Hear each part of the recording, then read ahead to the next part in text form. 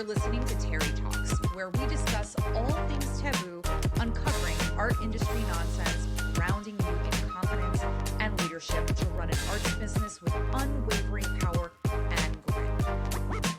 Hello, what's up, my art people and other creatives who are listening? Thank you for tuning in to another beauteous episode of Terry Talks. I'm Terry, your wild, funny, unfiltered, foul-mouthed arts business coach, and now I can say I am a therapist in training. We can talk all day, all year, for the next couple centuries about how being an artist is so fucking hard. But I want to cut the shit.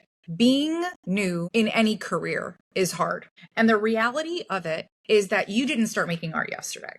Okay. You didn't just wake up one day and say, I want to make art. And regardless of whether you went to school for art or you were self-taught, you did not just wake up and say, I want to start drawing some pictures. What you may have woken up and thought was, I want to start selling my work. And what you may have started yesterday is learning the nuances of how to run a business. And yes, there are obviously common foundational strategies to running any business, from big, Fortune 500 companies to small businesses. There are definitely staple things that you need to understand, but the nuances and the specifics on selling art really is a different territory and has a different type of model, different approach. It's much more psychological, but we still have some of the same kind of grounding components. But what I want to share today is what things I wish I had had under my belt after going to school for, 9 years, art school for 9 years, and also having a 12-year career being an art educator and still making art, still doing some shows here and there. What I wish I knew from day one. I am so anti-gatekeeping, and I want to make this as tangible for you as possible. So number one, I wish that I knew that I would be studying the business 80% and busting my ass in the studio probably 20%. I think at the time it was more on a 50-50 level because most of my engagement was to get in-person sales. So I was doing a lot of hustling, and that's probably the only time I'll use that word, because back then hustling meant working really hard and not working because you were starving. But I was definitely in a state of desperation to get sales. And so I signed up for a shit ton of in-person art fairs or markets. And at the time I was selling something different. I was making fine art that translated onto leather goods. So for those of you who don't know what I did in my art career, I was actually screen printing and using my mixed media techniques on leather products. So I was making purses, I was making leather wallets and card holders, anything that I could print on leather, I was totally doing. And so a lot of my drawings went onto leather as the textile design. And then I would sew and handcraft these amazing leather things. So a lot of the stuff that I was doing was very technical, and I hopped on the Instagram train pretty quickly, but I wasn't necessarily focusing on the business. I was focusing on community and getting as close to the how-to as I possibly could. I think in hindsight, had I known that, making art was my intuitive process, and that is something that, I already knew how to do and I was already doing with or without the business, I would have done a lot more market research. I would have focused possibly on my prices and having different price points and, just kind of like the strategic business stuff that we aren't necessarily taught in our, traditional school setting. The second runner-up would be to start my goddamn email list from the jump. At the time, QR codes were not a thing, and making signing up for emails was just like kind of seemed like an option. It was cool. I didn't know what I would send, but had I known what like the importance of having different avenues of communication and different touch points, and knowing that there are some people who stick to email, and then there's some people who are still hanging out on Instagram, and just like really doubling down on my marketing in that aspect, I would have collected every goddamn mother effing email for every single person that I came in contact with. And at the time, I was trying to build up my Instagram, duh. But that definitely should have been probably top to Instagram now that I think about it. Yeah, keep that in mind. People, especially since there's been so many changes in social media at a pace where we just cannot keep up, even now more than ever, get those emails. I don't give a shit if you walk around with a QR code on your shirt. I actually did buy that for a client. I got a client gift, an offboarding gift, and it had a QR code on a shirt that was really, really cute. Okay, my third thing I wish I knew from day one is open up a shop anywhere. It is so easy at this point to sell somewhere. And although I want to say that you should start always with a home base, which would be ideally a website, use one of their templates, take a bunch of photos on your iPhone at the same spot, in the same exact setting with your iPhone during the daytime on a day where there's like some pretty good lighting and not framed. Okay. So I could do a whole episode on photographing artwork. However, set up a shop, even if you have only 5 things to sell. I promise you, it will be a great start to helping build this ecosystem in your business. Now, setting up a website does not mean you have to spend a shit ton of money. What I did when I set up my website, I wasn't 100% sure on what I want my brand to be called. Eventually, it's just my name now. And I did that for so many reasons. Thank God to my sister. But my first business name was Meraki NYC. And Meraki is a Greek word that's like one of 10 non-translatable words, like directly translatable to the English language. So it was very, very unique. At least I thought at the time. And it meant to be like exceptionally passionate about anything, from the apples that I choose to the way I clean my bathroom, but just like exceptional over the moon passion. So that's me in a nutshell. But what I ended up doing is I ended up buying the domain, and I forwarded my free website to the domain. And yes, I did like some Googling, and it worked out perfectly. And I didn't have to actually spend money on a paid version of the website until I was ready. Okay.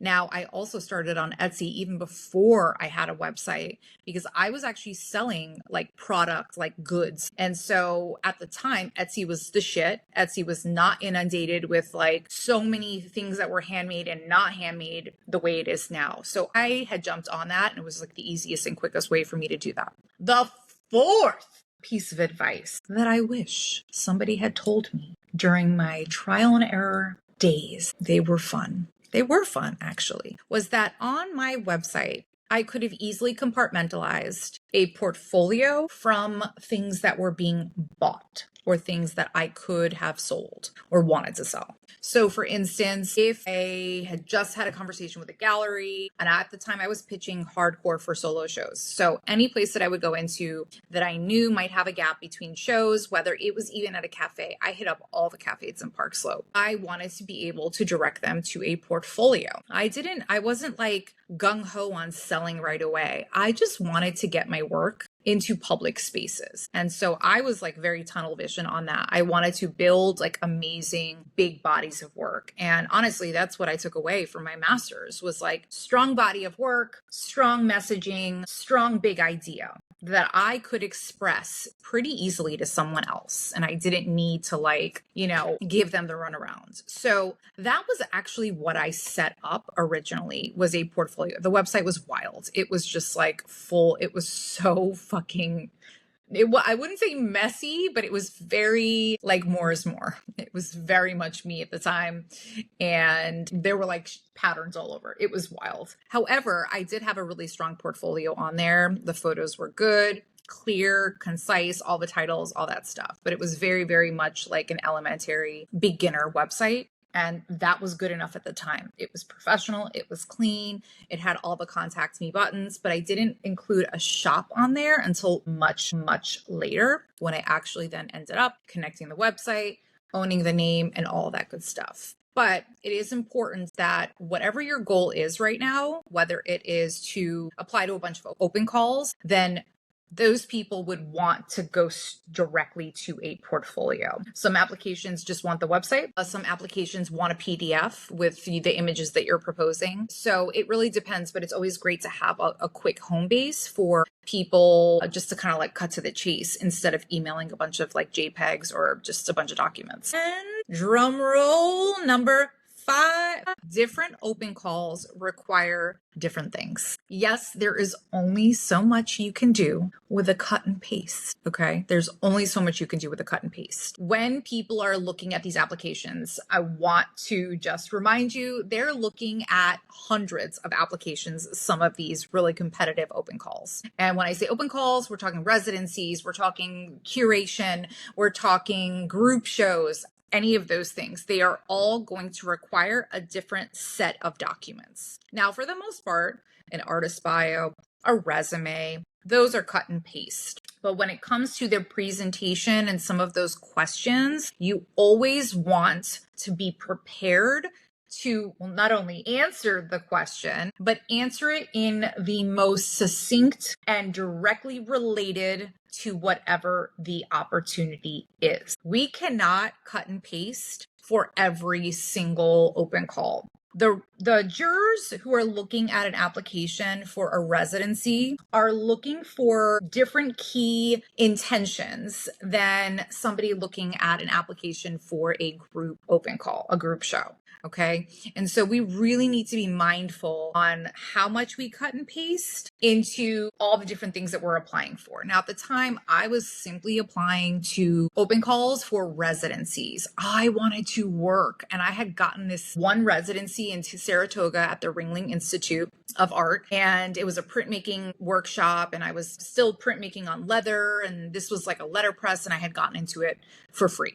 So I was like, yes, I'm going to Florida. I'm driving to along the coast afterwards. I did this whole thing and I was going through a breakup. Okay. So it was like the best timing ever. However, that was like, I had gotten the itch right after that. I'm like, I'm going to apply to every single residency. The thing about that is that even in those applications, there were like some variations of, probably the same question. And had I known, I think what they were asking, because some of these applications can be so fucking vague. You know this. You've read them over and over again. Maybe they're like, what's your purpose as an artist?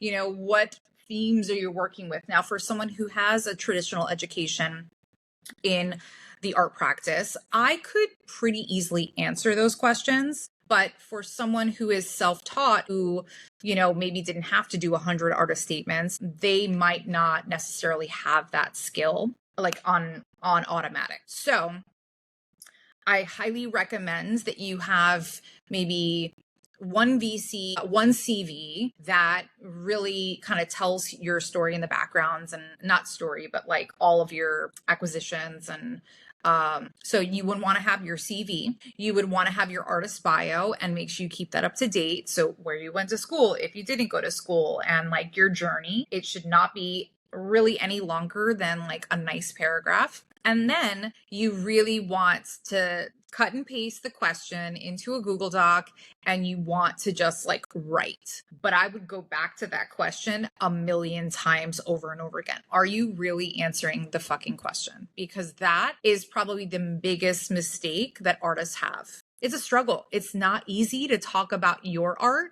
You've been spent 20 hours creating one piece, and now you got to fucking talk and describe it. But that's what will get you the space, the time, and an unpaid opportunity, not an unpaid, but a sponsored opportunity to go away to this amazing space just to like focus on yourself and on your artwork. So those are the things I wish I knew that I just passed along.